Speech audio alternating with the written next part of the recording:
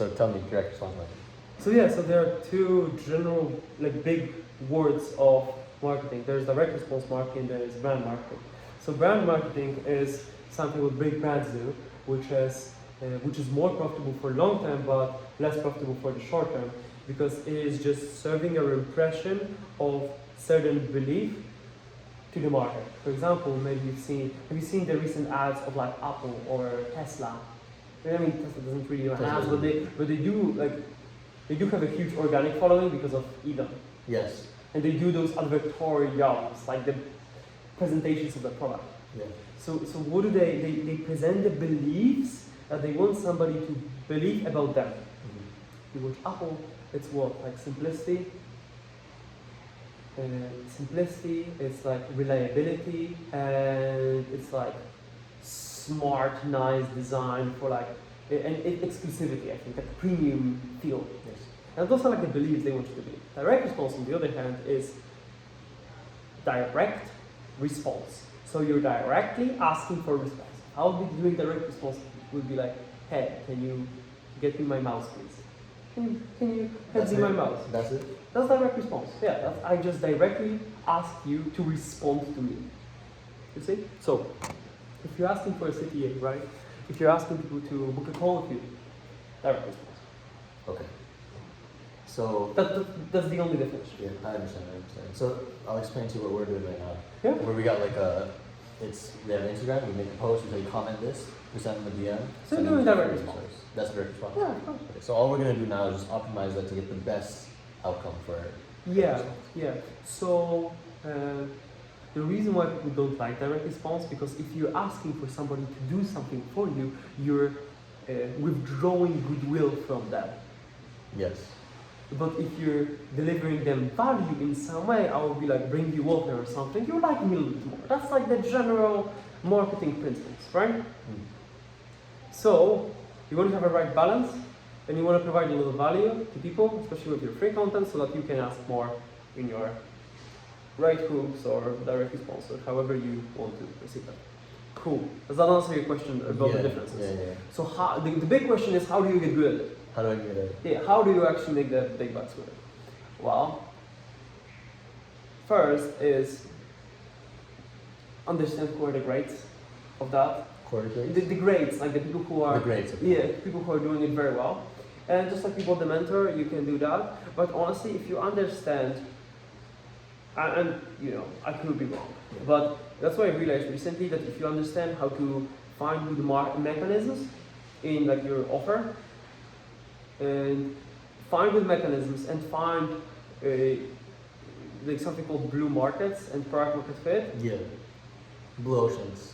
Yeah, that's honestly 80-20 of it, and then you just want to optimize for the platform. Mm. So optimizing for the platform is a smaller part. Yeah. Oh, definitely. Yeah. Oh, interesting. Yeah. So I have a friend who's doing 10 million per year, like more than like about 10 million per month, who's selling real estate using direct mail. Like, that's it. Just because he's a great mechanism with it. So and like it really resonates with people. But that's the. So explain what a good mechanism looks like. So try to do it for our business, for SAT. Yeah, please. So tell me what's unique about it. The test. How you're teaching people to get to their goals. Oh, I see. So people usually do 1 or 2 classes a week. Okay. We do 1 or 2 classes a day. So okay. That's the biggest difference. And then we have like our own software that we kind of made. Yeah, it's in Go high level? No.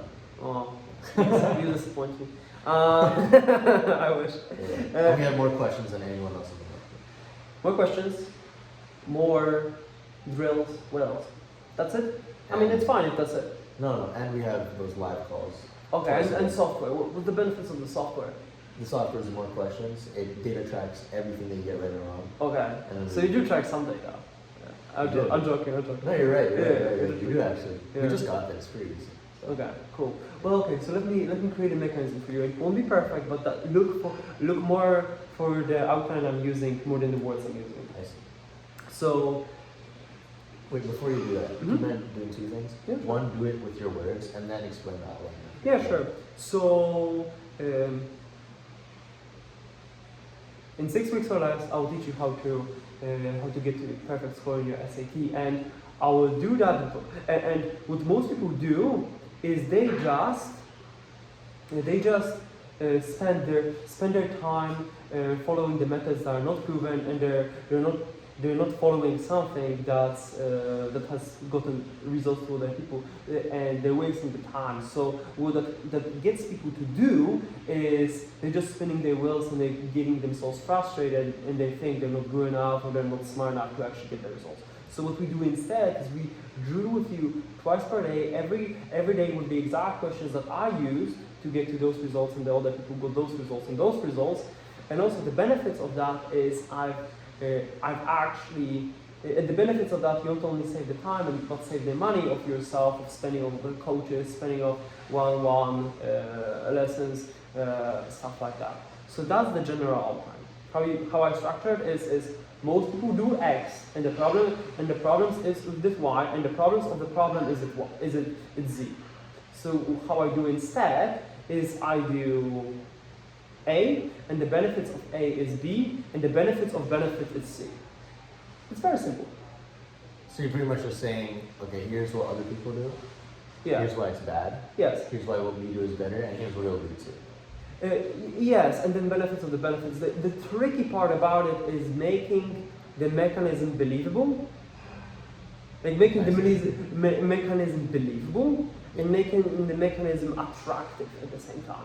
Because if I say, I wouldn't actually say that pitch, because the problem with it is that nobody wants to drill twice per day.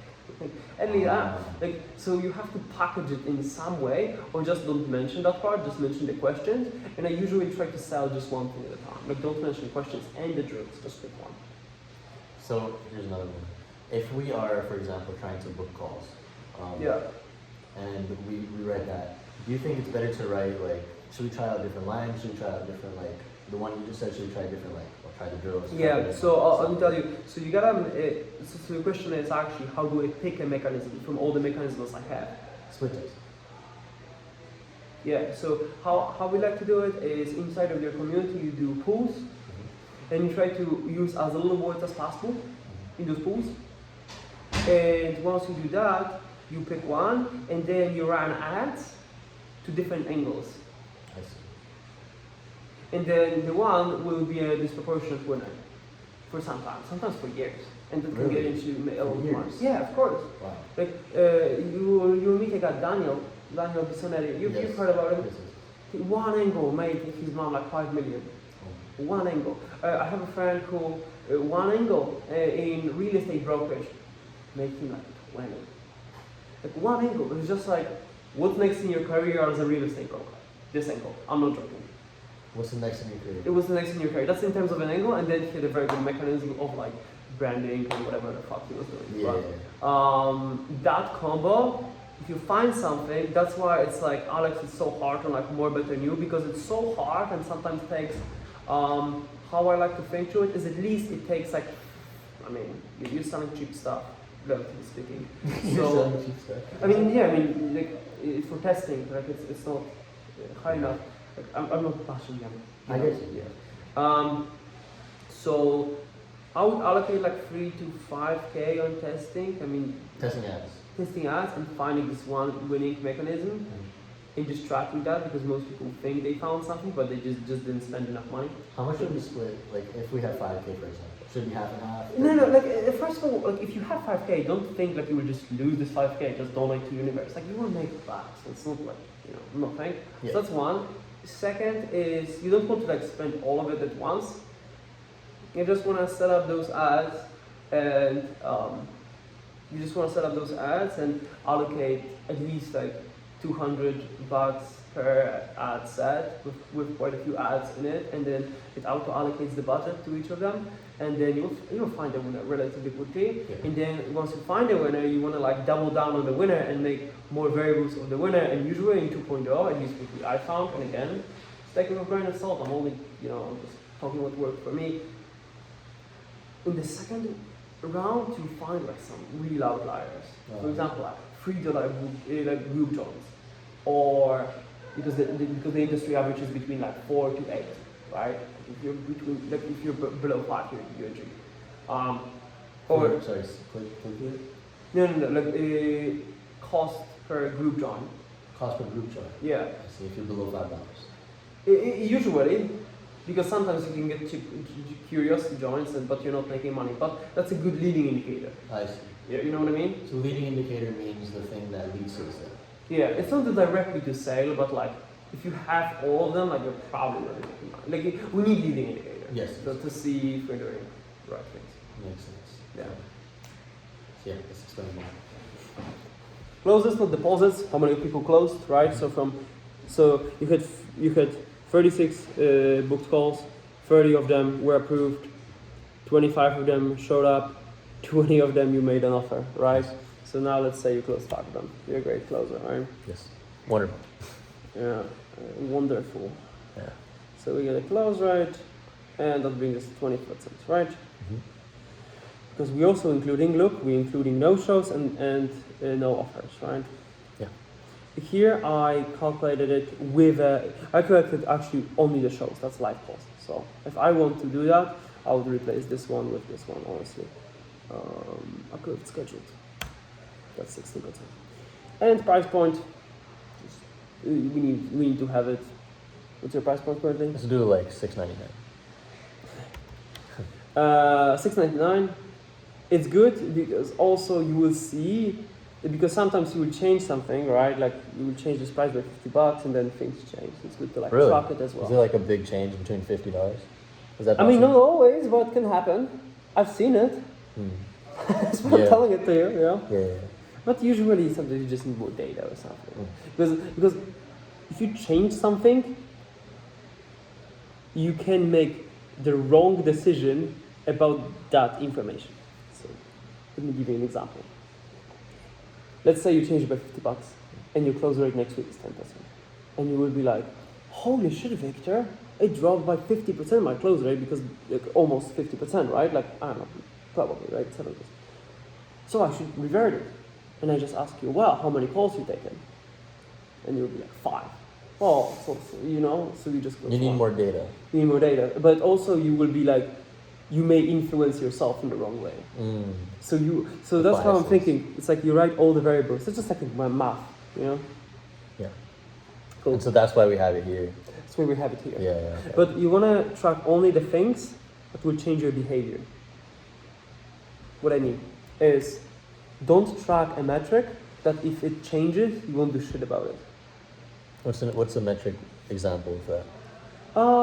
For example, views on TikTok.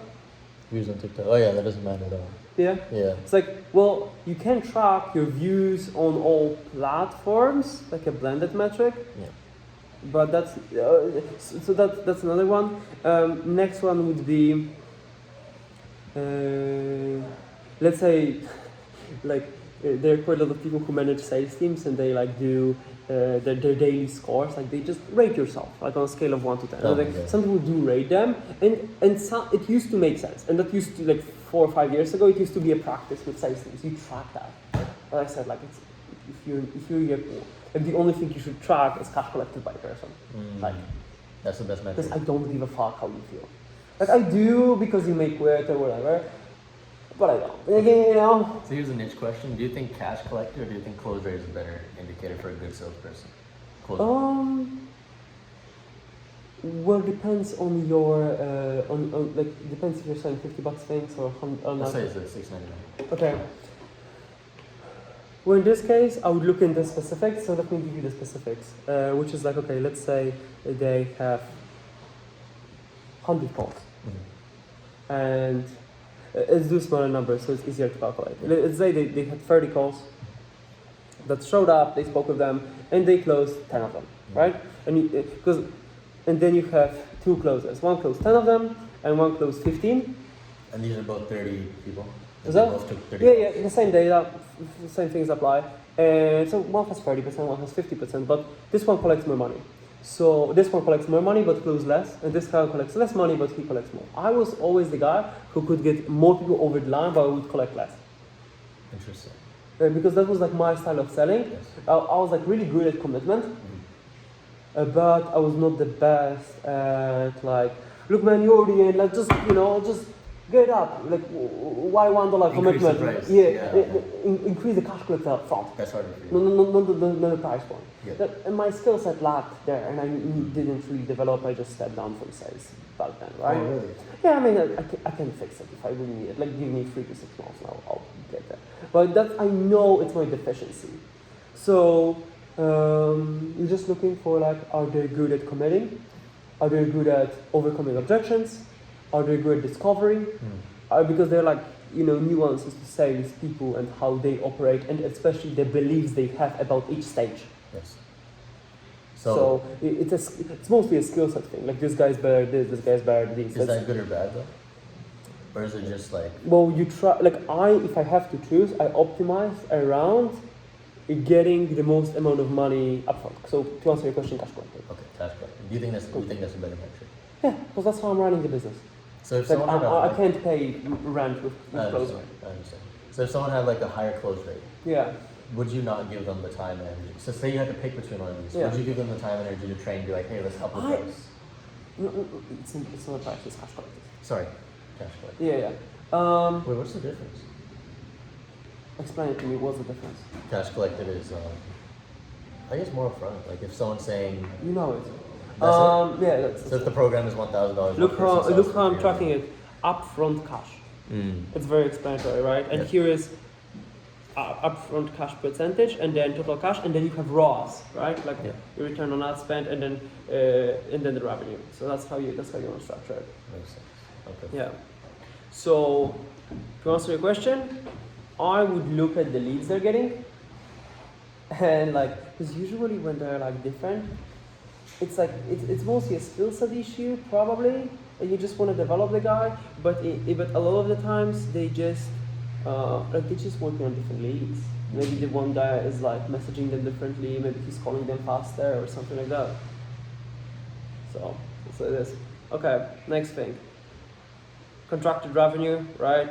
It's for example, if your program is $5K and they're you have payment plans, you want to put it in. So you want to write how many contracts you have pretty much. Okay. Yeah, I mean it's like revenue. One is cash, one is revenue. You know the difference? Revenue we don't have yet. Yeah, so everything is cash, so you're good. When you will have doing extensions, you'll probably have payment plans. Makes sense. That's what it is. You agree, Devin? I think so. I think so. Yeah. Good hat, by the way. I gotta, I gotta upgrade from it, but you're on your way. What's that? You're on your way. Yeah, I gotta spend more than 10 million on ads, then I will get myself that one. That's a good point. Yeah. Rev yeah, there you go. So if you don't have it, just hide it up. And then upfront cash, you get it, right? For example, let's say this would be 5 closes at $700. It's pretty easy, right? Yeah. How do you calculate this one? Revenue ROAS? Revenue ROAS. Well, you have revenue, and then you divide it by how much you spend. Oh, is it? Yeah. Does that include ads and? Yeah, I do blended.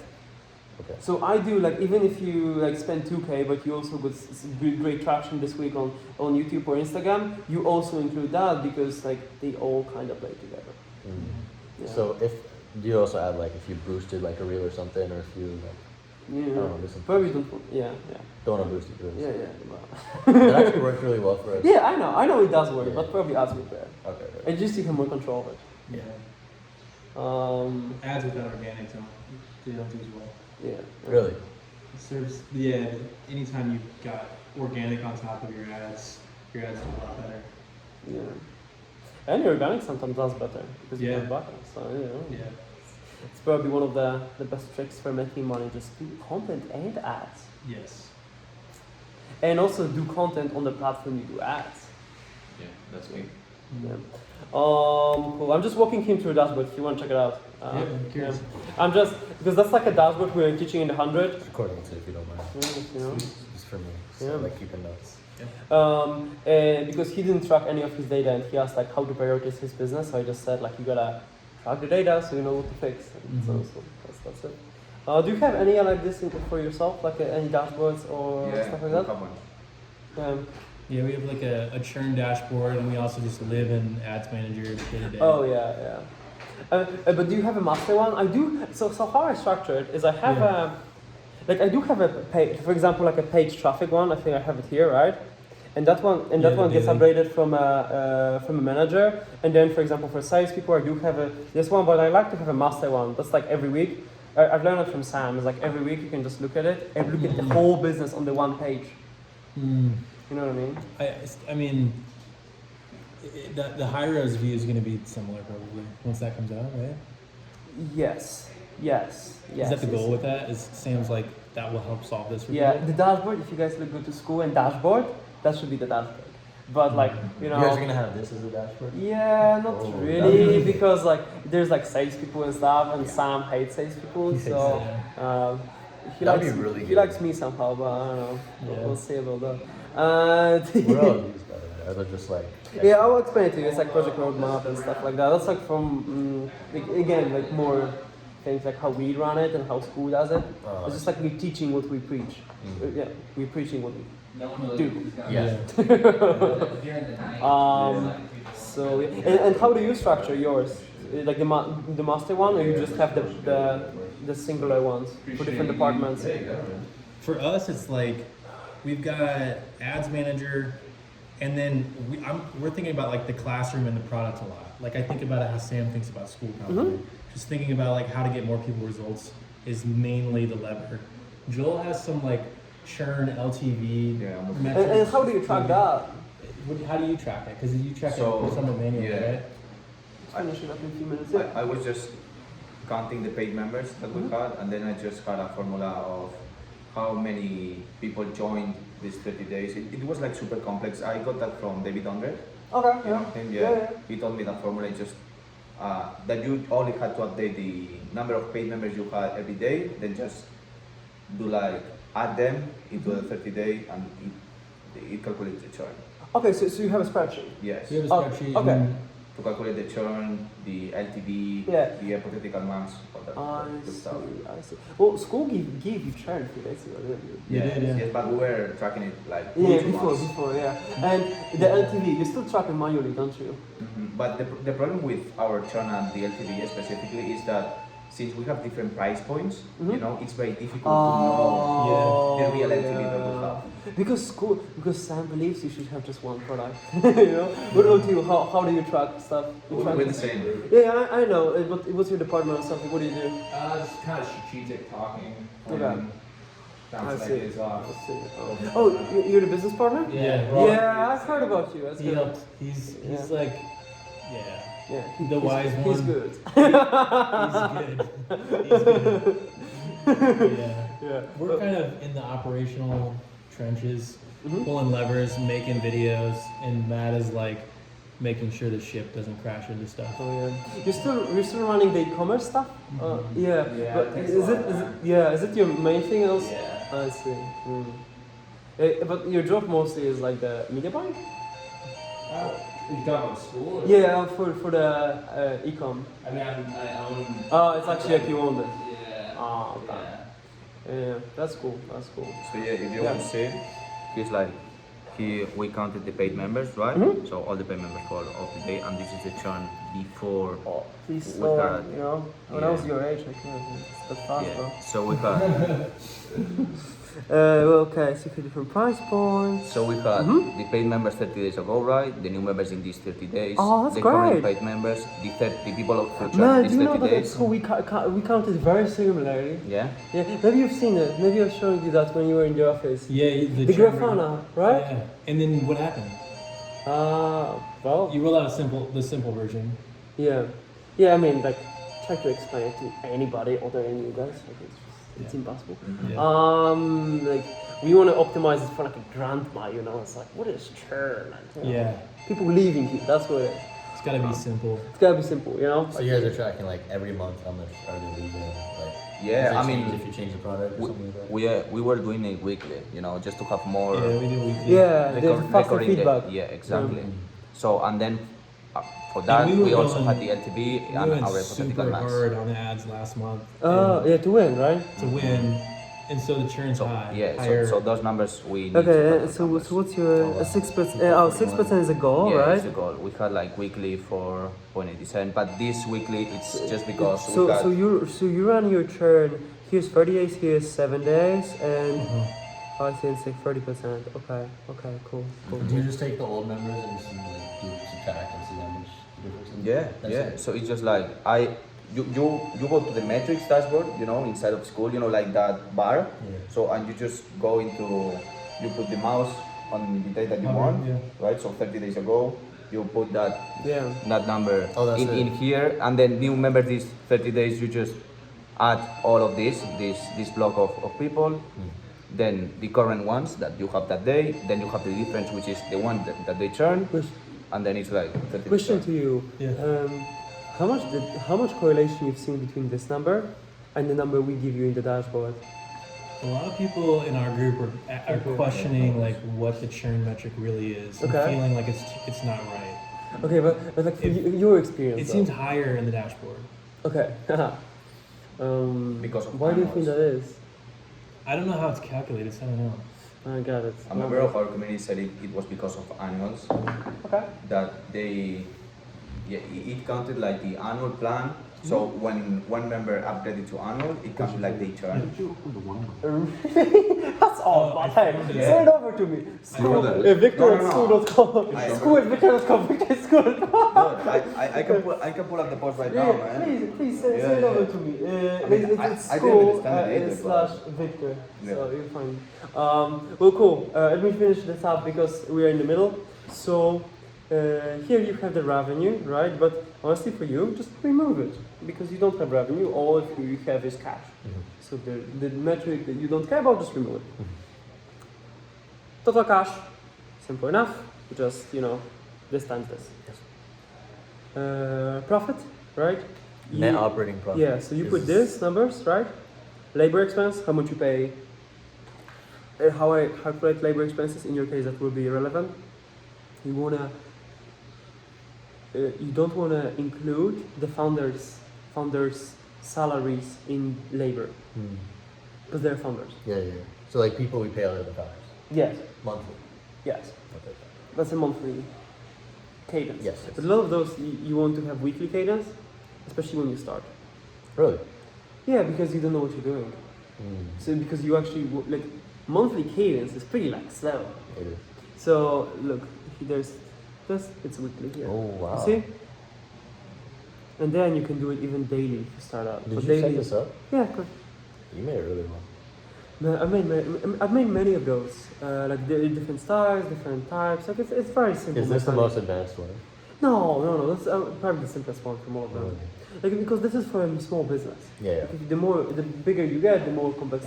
Thank you, man. We'll catch you later. I'm just sending it to you. Thank you. Catch you later. So yeah, those are nice guys. Yeah. Everyone's nice. Here's a mega cup. That's funny. Here's a MAGA hat. Yeah. Labor expenses of everybody except the founders. Marketing expenses. In this, a lot of the times I calculate softwares as well. Yes. That are marketing softwares. Here's overhead, which is pretty much everything else. But I don't like including here like travel expenses, mastermind expenses, and stuff like that, because it is not like running the business. It's more like education of the founders. You know what I mean? What would go under overhead? Like just an example. A lot of the times it's different softwares. For example, like Skool will go in Skool, here okay. because it's not a marketing software. Yeah. It Like will- Calendly, Zoom. Yeah, Okay. exactly. So how you calculate it is you have ad spend, you have labor expense, marketing expense, overhead. That's your expenses. Okay. That's it. Yep. And then cash minus expenses is your profit. I love that. Simple enough. And then you have your profit margin. Profit is how much we make from based on how much we, or just it's just a margin. Yes. How much we have to keep. Yes. How much money you keep? Yes. That's your profit. I had a question. So Yeah, good. let's say we get to keep 40K, but then next month we choose to spend that 40K in the marketing. Yep. Does that still count as a profit margin, or does that count as like? Did you keep this money? Well, we didn't because we put it into ads. That's your answer. That's it. Well, if you spend the money, you don't have the money. One thing, like we don't need to spend that. You know what I mean? It's not necessary. So don't spend. You know? Like no, I'm serious with you. Like spend the money, you spend the money. Like you, That's like it. that's Okay. way. It's running a business. There's like different terms for that. Stefan, correct me if I'm wrong. No, that's the way it works, man. Yeah. The question always is like how much money to put back into the business, how much you take out and keep. Yeah. Yeah. Everybody does it different. I'm probably putting, I mean, we do like pretty much everything goes back. Like we paid ourselves once out of the last 9 months. It was like 800, 1,000. That's good. There you go. There you have it. That's how you track your That's numbers. every metric that I need. That's every metric you need. Sometimes you can if you get confused, if some metric doesn't make sense, then you need to dig deeper. For example, if you're like a lot of people track here either cost per group join or cost per scheduled call, but like you can calculate that in seconds. If they don't make sense or they stop being profitable or something, then you dig deeper into the deeper metrics. Deeper metrics. Yeah, this is the master dashboard, but if you look at it like for a few weeks, like you will get it, like what's your where are your prices and stuff like that. And honestly, depending on your funnel, but I look at it religiously, like especially this, like paid traffic. And especially at the cost per lead and cost per book call. Or in your case, cost per free group joined and cost per call. And how to calculate is very simple. How many calls did you get and what was your ad spend that day? And you can, I recommend doing it daily at the start because it's just, the feedback loop is way faster. Even though you're probably getting people to join a few days ago, they book now, but it's still you're still running the business today. I get you. So on a weekly basis is better. No, daily at the start.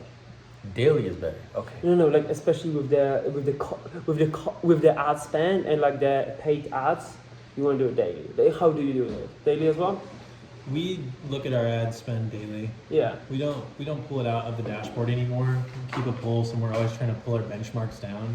Yeah. When you have a bigger team, it makes more sense. But when you don't, you can just. I think it's good to do it daily until you dial in what you're trying to achieve. Once you're okay, we're shooting for a ROAS of this, and you're getting it, you might fall off of doing it daily because you're within reason. It's good, right? It's exactly what I was explaining to you. The point is track the data that you think will change your behavior. If your ROAS is 6x for last 6 months, you need to track it. If it falls below that, then you should again. That's where your focus will be. I see. Yeah. Yeah, I think I got everything I need to be honest. Okay, cool. And here's a doc I wrote right back about it. It's 9 pages. You can read it at some point. Oh, you wrote this? Wait, show me real quick. Yeah, I can share it with you at some point. No, share it now. I want to read it. Yes, sir. Well, it will happen at some point. Oh God. This is from the 100. Is that? This is from the 100. That's actually from a program we were running I think a year ago or so. Okay. Because we had people who were doing those business cases. That's it. There are 8 solutions to those businesses. There are only 8 bottlenecks that exist. Which is pretty interesting if you think about it. That's interesting. And we ran it through a lot of people, including Sam or Alex and everybody, and nobody could find any holes in it. So it was okay, there's some truth to it. Mm-hmm. And then to all of those bottlenecks, we wrote all the solutions. I shared it with Bruce, and he still loves it. It's super good. That's how you double the amount of money you made. Yeah. It ends up being this foolproof system that's super obvious, but you don't really realize it until later. There are only 8 bottlenecks in this whole business, and each of those bottlenecks have 3 to 8 solutions, and that's it. And I wrote every bottleneck with every solution. And of course, one of them is fix your show up rates, and that's another lesson for an hour, right? About because there's your messaging could be wrong, and follow-ups could be too much or too little, or SMS, or the language could be triggering, or people are not confirming the calls, or you don't have availability of your closer. So there's a lot of nuance, but the solution is just fix your show up rate. See? So yeah. So I found at least I think You found all the bottleneck solutions. I ran out of problems. That's awesome. Yeah. But hey, I'll share with you guys. Maybe you find value in it. Absolutely. Yeah. So yeah, that's how you track your data. I'll send it over. That's all I needed. Thank you. Thank you so much. Appreciate it.